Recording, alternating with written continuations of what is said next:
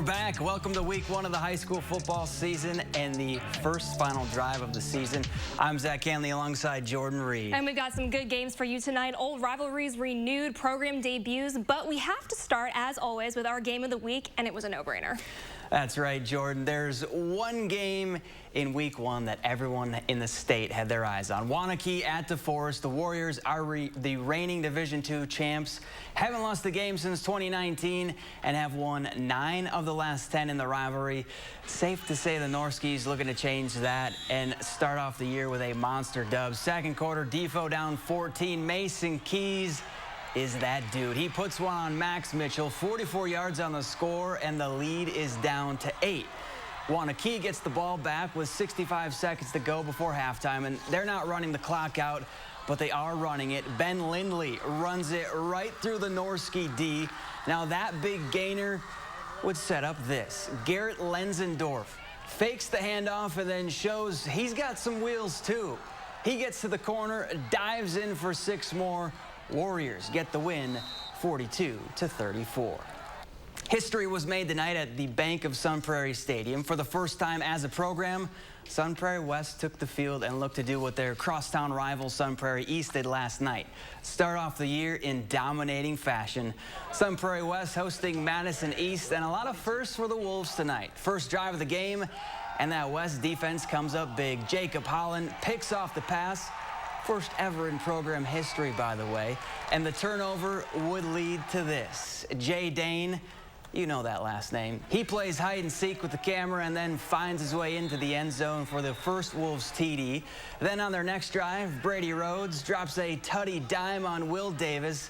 That'd be the first passing touchdown in school history. And Sun Prairie West gets their first ever win.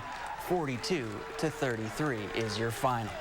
Verona opening up the year on the road at Muskego, and the Wildcats fall 28-6. Coach Riley and company back home next Friday when they host Oshkosh West.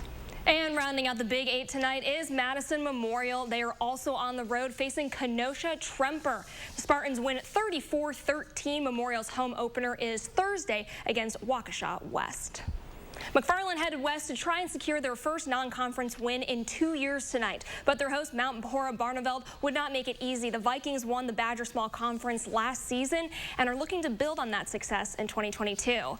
And a packed Lloyd Schneider Stadium showed their support for MHB. The Vikings get the party started midway through the second. Casey Helgeson drops a dime for Landon Elistad. Mount Horeb goes for 2. It's 8-0 MHB. Two drives later, the red and black go to the ground. Trenton Owens hits pay dirt, and all of a sudden the Vikings are in control. But the Spartans would not back down. Paul Morris muscles his way into the end zone on the stroke of halftime. We got a ball game. So weather delays this one quite a bit. It's still in action right now, and at last check, it was tied at 15 late in the game. Also in the Badger Conference, Fort Atkinson is coming off one of its best seasons in the last 7 years. I mean, from no wins in 2019 to making the playoffs last year. The Blackhawks looking to build off that success and get the season started on the right foot.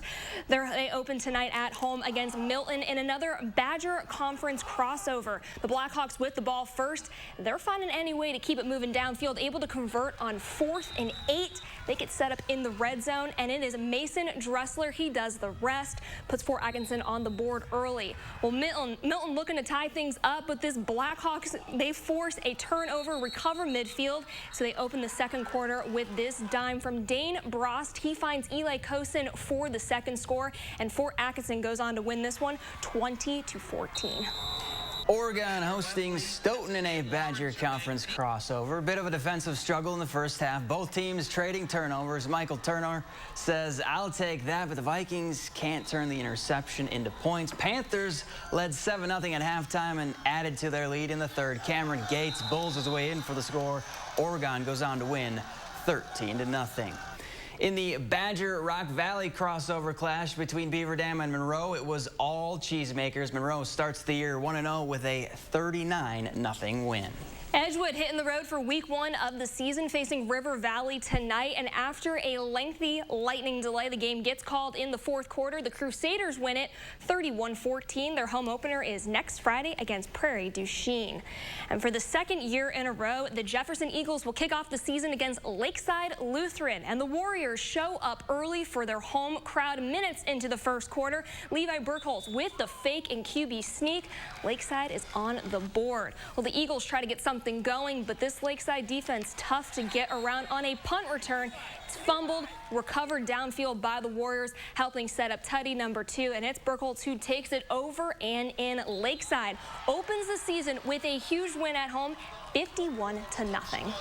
Darlington's won 3 straight against Platteville, looking to make it 4 tonight, and what a start it was for the Redbirds.